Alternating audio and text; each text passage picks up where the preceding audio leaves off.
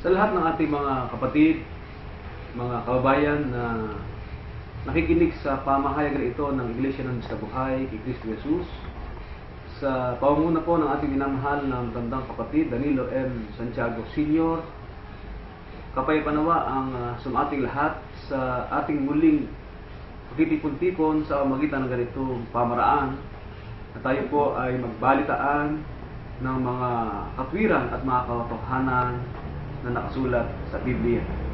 Ako po si Brother Randy Santiago, sa pamamagitan ng kalooban ng ating Panginoong Diyos ay magkapatuloy tayo sa isang mahalagang pagtalakay na may ganitong pahayag at inyong pakinggan.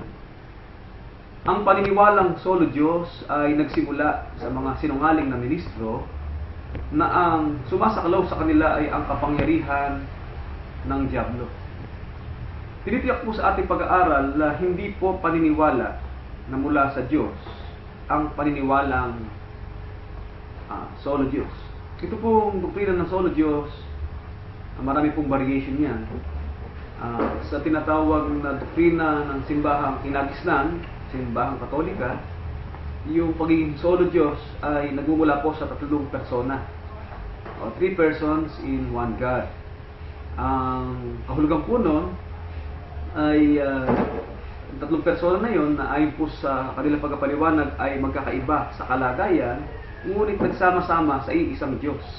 Kaya po kung tawagin ay 3 in 1, triangular. Yung triangle, nasa gitna po ang Diyos, Ama, Anak, Espiritu Santo, ay magkakaiba ang Ama sa Anak, ang Anak sa Espiritu Santo, ang Espiritu Santo sa Ama. Ngunit ang Ama ay Diyos, ang Anak ay Diyos, at ang Espiritu Santo ay Diyos, na nagkakasama-sama sa isang Diyos na may magkakapantay na kalagayan. Hindi po aral ng Diyos yan. Mailiwanagan po natin sa ating pagtalakay. Meron naman pong ibang paniniwala, Ama ang Anak, isa, pero iba ang Espiritu Santo. Si Kristo, siya na rin ang Ama, siya na rin ang Anak. Ayon po sa ating pagtalakay, ang pag-aaral, yan po, paniniwalang yan, sumasakalo po yan sa kapangyarihan ng masama o kapangyarihan ng Diablo. Alamin po natin ang pagkapakilala ni Kristo tungkol sa mga ministro hindi tapat o sinungaling. Sa aklat po ng Juan 8, ang talata ay 44, ganito ang nakasulat. Kayo'y sa inyong amang Diablo, at ang mga nais ng inyong ama ang ibig ninyong gawin. Siya'y isang mamamatay tao buhat pa ng una, at hindi nananatili sa katotohanan, sapagkat walang katotohanan sa kanya.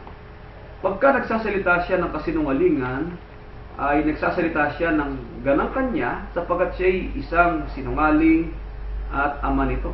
Ang kausap po dito ng ating Panginoong Kristo ay ang mga kalaban sa pananampalataya sa kanyang panahon, mga mangaral na sinungaling. Ang sabi ng ating Panginoon, direkta niyang sinabi, kayo ika sa inyong amang Diablo. At ang inyong ikang ama ay sinungaling at ama nito. Ang ibig sabihin po ng sinungaling ay hindi po nagsasabi ng katotohanan o dinadaya ang tao para paniwalain sa kanilang layunin na ang tao po ay ihiwalay sa tunay na pananampalataya. At sa daigdig, sa ating panahon, yan po ang nagaharing uri sa lipo ng ating ginagalawan sa iba't ibang larangan, higit sa lahat sa usapin ng tinatawag na pananampalataya. Sa aklat po ng Job 9, ang talata ay 24, ganito ang patutuon ng banal na aklat sa 9:24 na aklat ng Job. Ang lupa ay nabigay sa kamay ng masama. Kanyang tinatakpan ang mga mukha ng mga hukom nito. Kung hindi siya, sino nga? Kaya po, malaki ang impluwensya, napakalakas po ng kapangyarihan. Pati daw hukom sa lupa, natatakpan. Kaya maging sa usaping pangrelihiyon, usaping may kaugnayan po sa tinatawag na kalikasan at kalagayan na narapat sa isang tao, ay dahil po sa pakialam ng mga hukom, ay pinaniwala na po ang tao sa kaisipang hindi nararapat. Halimbawa, same-sex marriage. Sa Biblia po, sa Diyos nanggaling ang pag-aasawa. ang pag-asawa sa pagitan ng lalaki at ng babae. Tinakpan ng mata ng hukom. Ipinairal po ang tinatawag na maling konsepto ng equality of rights. Kalayaan daw na lumigaya ano man ang kanilang kalagayan sangayon sa kanilang konstitusyon. Kaya ang lalaki at babae, babae sa babae, lalaki sa lalaki ay pinahintulutan ng mag-asawa sangayon sa kanilang mga paghatol sa kanilang bansa o kanilang bayan. Hindi lang po yun. Papansinin po natin ang daigdig ay nasa kapangyarihan po ng mga relihiyon. Mga digmaan, mga pag-agawa ng kaharian, laging nariyan ang kapangyarihan ng relihiyon. Susuriin po natin ang Philippine history, kapangyarihan din po ng relihiyon ang siyang nangibabaw. Kaya nga ang sabi ni Rizal sa mga kababayang dalaga sa Malolos, nasa kasulatan po na kanyang sinabi, dapat daw nating malaman na ang aral ng Diyos iba sa aral o turo ng mga pare. Si Rizal po ang may sabi niya. Kung ano ang sinabi niya, ano ba ang dahilan? Dahil ang relihiyon po na itinaguyod ng mga hindi tapat na mangaral, ginamit pong pandaya. Sa aklat po ng Apokalipsis 12, talatang 9, ganito ang nakasulat at ating pong pakinggan. At inihagis ang malaking dragon, ang matandang ahas, ang tinatawag na Diablo at Satanas, ang dumadaya sa buong sanglibutan. Siya inihagis sa lupa at ang kanyang mga anghel ay inihagis na kasama niya. Ano po ang gagawin? Inihagis daw sa lupa. Ang siyang dumadaya sa buong sanglibutan. Kaya tunghayan po natin ang aral ng paniniwalang ang ama ay siya ring anak at ang anak ay siya ring ama mula po sa simula ng panahon ng mga apostol. Ipinagpauna po yan ng mga apostol ang paglitaw ng masamang mangaral.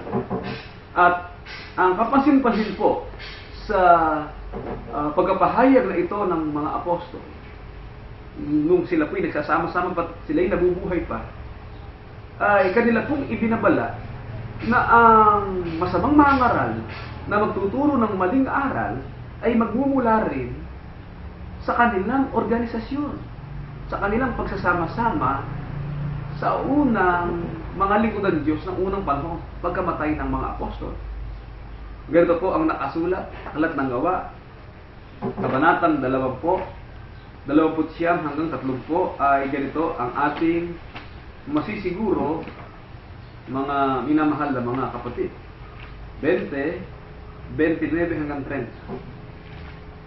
Aking talastas, sabi ni Apostol Pablo, na pag-alis ko, ang pag-alis ko na tinutukoy sa ibang mga talata ng Biblia ay tungkol sa kanyang pagkamatay. Sa pag-alis ko ay magsisipasok sa inyo ang mga ganid na lobo na hindi magpapatawad sa kawan. At magsisilitaw sa mga kasamahan din ninyo. Sa mga kasamahan din ninyo. Ang mga taong magsasalita ng mga bagay na masama upang magdala ng mga alagad sa kanilang pulihan. Ano po ang maliwanag na ating napansin? Sa loob po ng pagkasama-sama ng mga apostol, magsisipasok ang mga ganid na lobo. Mula sa labas papasok o aanid.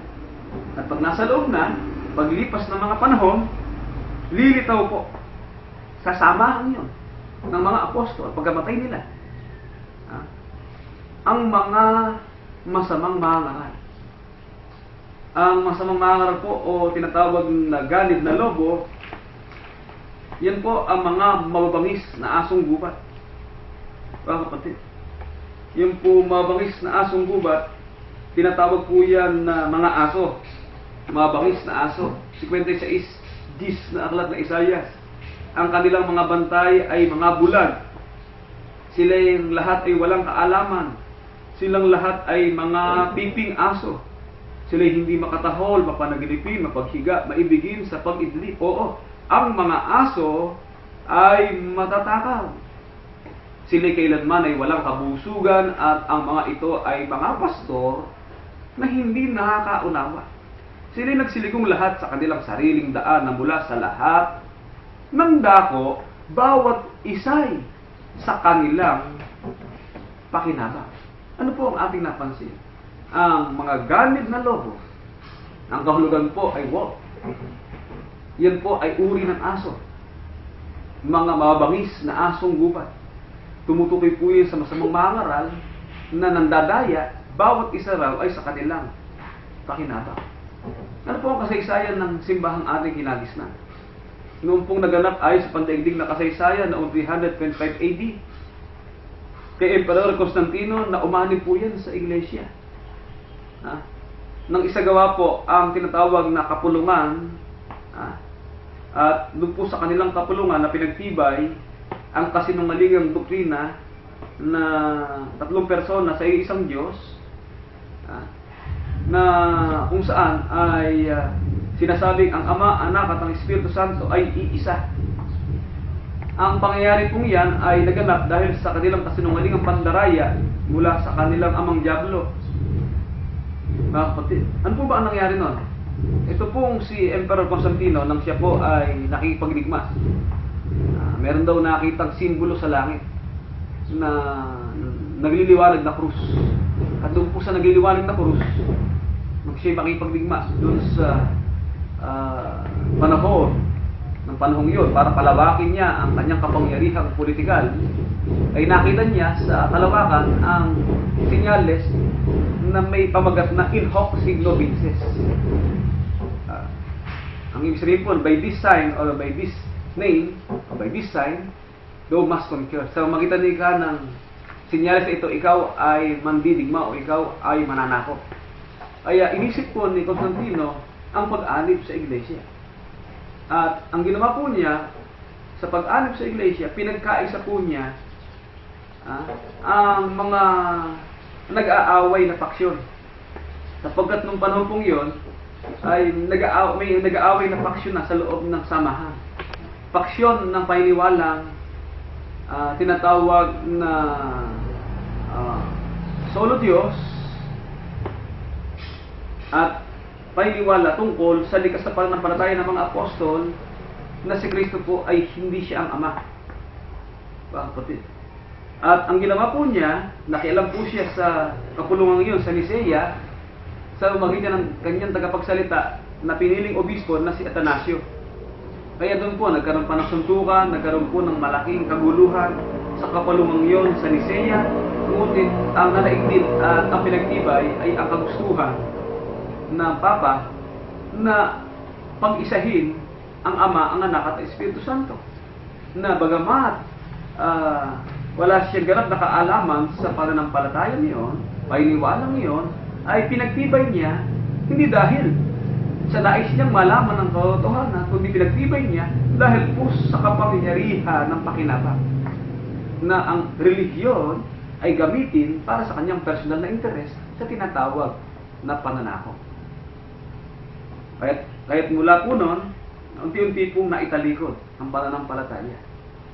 Hanggang sa magkaroon ng maling salin ng Biblia, gumawa ng salin ng Biblia sa Vulgate Bible na ang Ama, Anak at Espiritu Santo, ang tatlong ito ay iisa. Pero sa original na kasulatan, ang nakasulat po sa aklat ng Una Juan 5:7 hanggang 8 ay ito. At ang Espiritu ang nagpapatotoo sapagkat ang Espiritu ay katotohanan. Sapagkat may tatlong nagpapatotoo, ang Espiritu, ang tubig, at ang dugo. At ang tatlo ay nagkakaisa. Sa maling salin po ng Biblia, binago po yung Espiritu. Nilagay ang Espiritu, ang tubig, ginawa pong Ama. At ang dugo, ginawang Anak. Espiritu, ang Ama at ang Anak. At ang tatlo ay iisa. Sa ibang salin po, ay ganun ang nakasunod. Pero sa original na salin, iba po ang Ama, iba ang Anak. Ngayon, pasamantala po, liwanagin natin yung aral na 3 persons in one God. Same in substance, same in nature, same in essence. Hindi ka mauna, walang mahuli. Magkakapantay. Yung pong aral po na magkapantay ang Ama at ang Anak sa kapangyarihan. Ano po ba ang sabi ng ating Panginoong Jesucristo para po sa pagliliwanag sa mga usapin ng pananampalatayang hiwalay po sa banal na kasulatan na itinuro po ng mga hindi tapat na mangaral? Ito po ang sabi ng ating Panginoong Jesucristo, 14:28 na aklat ng Juan. Narinig ninyo kung paano sinabi ko sa inyo, papanaw ako. Paririto ako sa inyo. Kung ako'y inyong iniibig, kayo'y magagala. Dahil sa ako'y pasasa Ama. Sapagkat ang Ama ay lalong dakila kaysa akin. Pagdating po sa same in power o magkapantay sa kadakilaan, hindi po papasok ang doktrinang yan. Ang sabi ni Kristo, ang aking Ama, hindi niya kapantay sa kadakilaan. Ang kanyang Ama ay lalong dakila kaysa akin. Pagdating po sa luklukan, sa langit, nasaan po nakaluklukan anak? 1:3 na aklat ng Hebreo.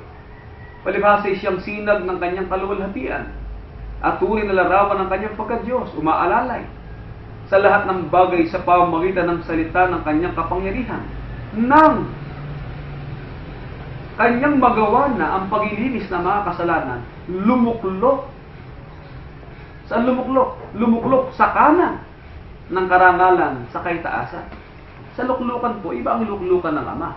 Iba po ang luklukan ng Anak. Ang Anak po'y lumuklok sa kanan ng kanyang Ama. Kaya po yung aral na tinuro po ng mga masamang mangaral na siya na rin ng Ama, yung nakaluklok ay siya rin lumuklok, doon sa luklukang din yun, yan po'y hiwalay sa kautusan ng Diyos. Kaya po, ang payo ni Apostol Pablo sa ating lahat, upang mamalagi sa atin ang pakipagkasundo sa Diyos at kay Kristo, kinakailangan manatili po ang mga kapatid sa pagiging kaanib. Manatili po tayo sa katotohanan. Ating nakilala, sinampalatayanan ng mga apostol, ipinakilala po sa atin, 7:24 na aklat ng unang Korinto. Mga kapatid, bayaang ang bawat isa ay manatili sa Diyos, sa kalagayang itinawag sa Kanya. Sapagkat ang pananampalataya po ng mga apostol, wala na ibang kaligtasan. Saan ka pupunta? Anong aral ang pupuntahan mo? Solo Diyos? 3 personas, si Kristo tao lang sa likas na kalagayan. Kaya ang katwiran ni Pedro, wala na ibang tama, kundi yung aral ay dinuro ni Kristo. Juan, sa 6:63, manatili kayo dyan, kahit iilan na lang kayo dyan. Hindi ko pinag-uusapan, hindi kayo marami makapangyarihan, malaganap. Naliwanagan na po natin sa ating nakatang pag-aaral. Nakita ko ang masama. Sa malaking kapangyarihan, napakalaganap. Nagaya ng sariwang punong kahoy sa kanyang lupang tinubuan. Bakit po? Sapagkat lumaganap nga, ngunit ang ginamit po ay daya.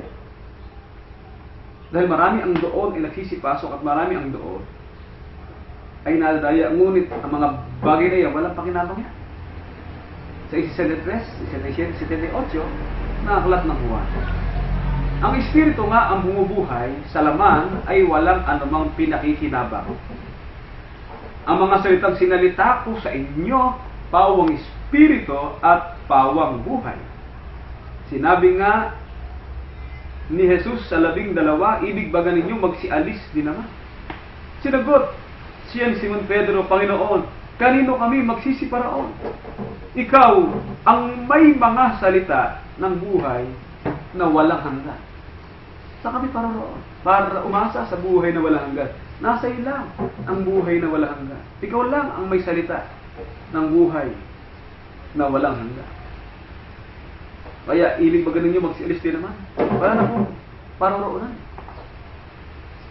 Mga kapatid, pag umalis ka sa iglesia sa buhay, bahay ng Diyos, saan bahay ka pupunta?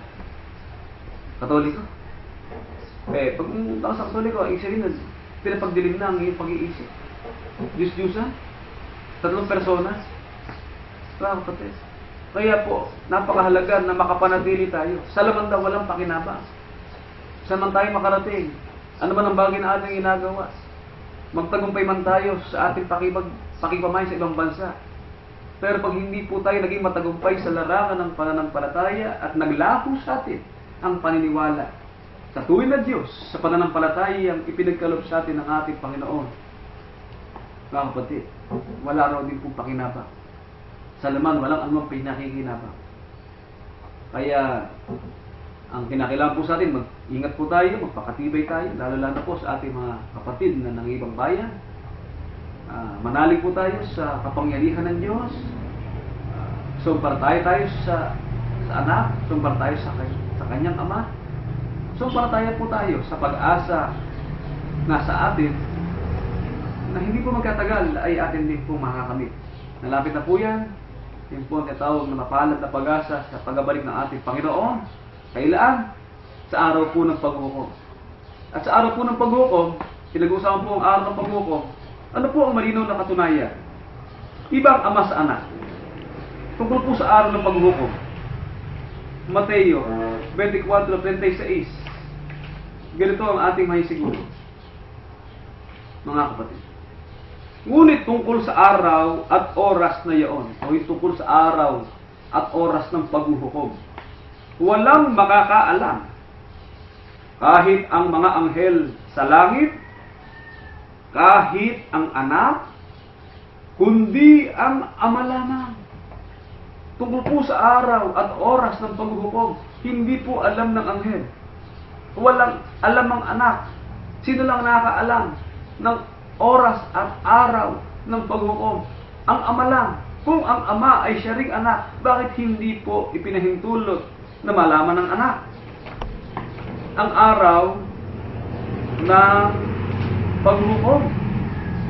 Mga kapatid, yan po ang dapat nating masiguro at dapat nating malaman. Sapagkat yan po, sabi ng Biblia, kaluwalhatian nga ng Diyos na maglihim ng isang bagay. Kaya yung araw at oras ng paghukom, isang bagay po na lihim ng Diyos na nagpapakilalang hindi iba siya sa marami. Nilalang at nabubuhay, magpakilang pa man, mga kapatid, katulad sa mga anghel, higit sa anghel, higit siya sa anak. Sapagkat siya lang ang nakakaalam ng araw at oras ng paghukom. Kapatid, Mateo 24:36, napakaliwanag po niya sa talata ng kasulatan. Tungkol po sa kalagayan ng ama. Ang ama ang nanganak. At ang anak ang ipinanganak. Iba yung nanganak, iba yung ipinanganak. Hebreo 1 at ang talata po ay 5 na aklat ng Hebreo. Ganito po ang nakasulat. Bakit? Sapagkat kanino nga sa mga anghel sinabi niya kailanman, ikaw ay aking anak, ikaw ay aking ipinanganak ngayon, at muli ako'y magiging kanyang ama, siya'y magiging aking anak. Pinakikilala ko sa talata ng Biblia. Ako ikay magiging kanyang ama, sapagkat ang ama ay may anak. At ang anak may inikilalang ama na nakahihigit sa kanya. Sapagkat ikaw ikay aking anak, ikaw ay aking ipinanganak. Sino po ang ipinanganak? Ang ipinanganak po ay ang anak. Ang nanganak ay ang ama. Meron ba ikang ama na nanganganak? Ayun na po ang masama nun. Gabi lang po, pag nanganak tinatag na anak ng Gabi. Tanong, sino ina? Pero nanganak. Kaya po, ibang, ang pinag-uusapan, mga kapatid, ay hindi siya yun. Hindi siya ang anak. Siya ang ama. Na siyang gumawa sa kanyang kapangyarihan at kaluwalhatian ay ang may kaalaman ng lahat ng mga bagay na hindi kalagayan ng kanyang anak. Ang Diyos na ama po hindi nagkatawang tao. Ang ama po sa kanyang likas na kalagayan, mga kapatid, sa Santiago 1:17, ganito po ang nakasulat at ating pakinggan, mga kapatid. Ang bawat mabuting kaloob at ang bawat sakdal na kaloob ay pawang buhat sa itaas, na bumababa mula sa ama ng mga ilaw, na walang pagbabago ni kahit anino man ng pag-iiba. Mga kapatid, ang Ama po, Ama ng mga ilaw, na walang pagbabago ni anino man ng pag-iiba. Kaya po sa kalagayan ng Ama, mga kapatid, ang Ama, siya lang ang walang kamatayan. Si Kristo po namatay, ang anak po ay namatay dahil sa siya nagkatawang tao. 6:16. Siya lamang ang walang kamatayan. Nasaan po naroon? Nananahan sa liwanag na di malapitan, na di nakita ng sino mong tao o makikita man. Sumakanya nawa ang kapurihan ng pag-aharing hanggan siya nawa. Kaya ang Panginoong Diyos, siya po ay nananahan sa liwanag na di malapitan. Kaya sa kanyang luklukan sa langit, hindi po siya nagbabago. Nananatili po siya sa kanyang luklukan na tinatawag po ng Biblia na liwanag na di malapitan. Mga kapatid, doon po siya nananahan sa liwanag na yun. Kaya Ama ng mga ilaw.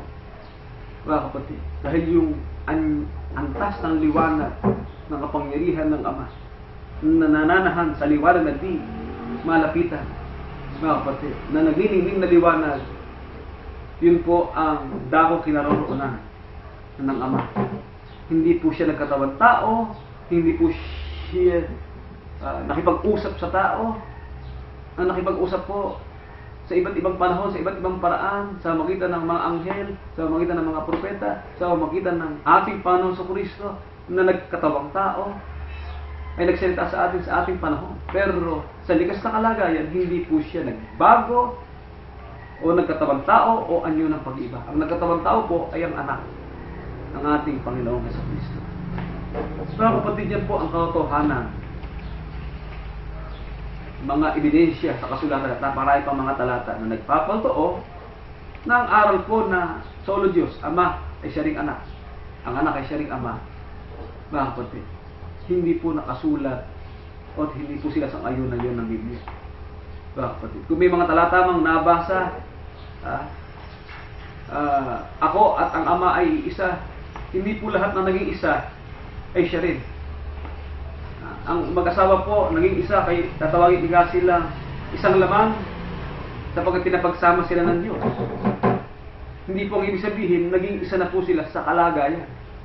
Yung pong solo Diyos, ang araw pong yan, iisa sa kalagayan. Siya rin. Siyang bumaba, ay siya rin umakyat. At siyang nasa langit na Ama, na may alam ng araw ng paghukom, siya rin anak na hindi alam ang araw ng paghukom. Mga kapatid, yung Ama na nanganak, siya rin anak na ipinanganak. Paano po mangyayari yun? Mga kapatid, kaya hiwalay po yun sa aral ng Diyos. Yan po ay masamang aral. At ang kasaysayan po niya ng aral na yan, ginamit po yan, ginamit sa kapangyarihan ng politika na masamang tagapag-aral. Mga kapatid, sa kasaysayan ng relihiyon upang ang tapo'y ihiwalay sa katotohanan. Hanggang dito po at kapay panawa ang sumati lahat. Nawa po ay naliwanagan tayo ng mga katotohanan ito ay pinahayag sa atin ng banal na kasulatan. Muli po sa pangalan ng ating grandang kapatid Danilo M. Santiago Sr., ang punong lingkod sa Iglesia ng Diyos na Buhay ni Cristo Jesus. Ako po si Brother Randy Santiago. Sa atin, sa inyong lahat ay nagkapahayag na pag-ibig at kapayapanawan ng Diyos ang sumati lahat. Nawa po ay mabuhay tayo na taglay liwanag ng kanyang mga aral.